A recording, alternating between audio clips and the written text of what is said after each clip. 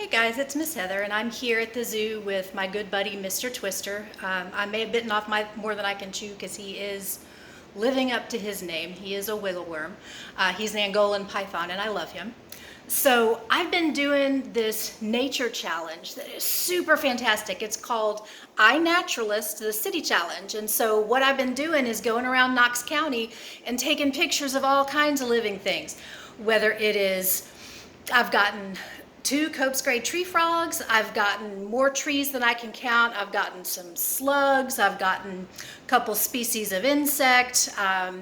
What else have I gotten? A fungus. So lots of really good stuff, and it's so exciting. So what you do is you take a picture of it and then you upload it to their website, and then you can identify whatever it is, and then it's counted towards your city challenge.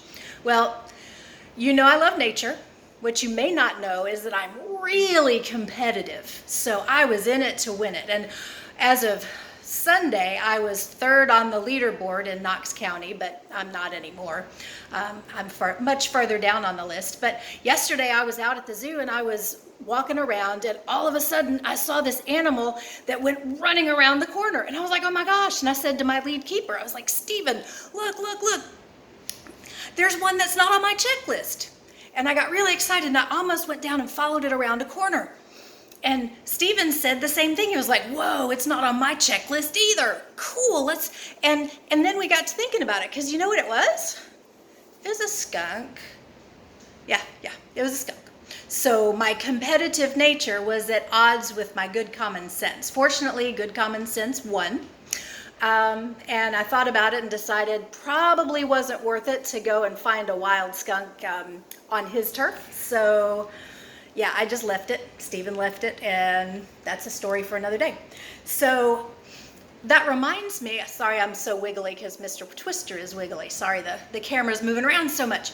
So anyway, it got me thinking about sin and how easy it is to fall into sin. And Matthew 7:13 says that to go in the narrow gate, because the gate that's really wide open is the easy path, and that's where a lot of people go. So the easy path is the path of sin, destruction, and it's so easy to get pulled off that direction.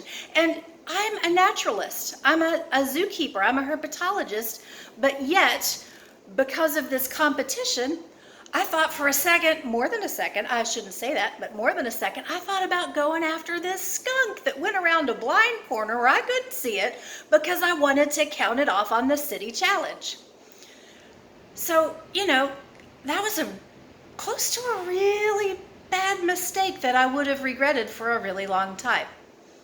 Sin is the same way. It is so easy to fall into making mistakes. And you know what? Steven was right along there with me. If I hadn't said anything about it, he would have been like, oh yeah, there went a skunk. But he wouldn't have thought about taking a picture of it, following it so he could get up a little closer and count it on his tally. So make sure as you're going around your house this week, look for that narrow gate. Look for the right way, the way that's a little bit harder to go, because that's the path that Jesus wants us to trod. So, love you guys. I hope to see you really, really soon. Bye. Everybody say bye to Mr. Twister.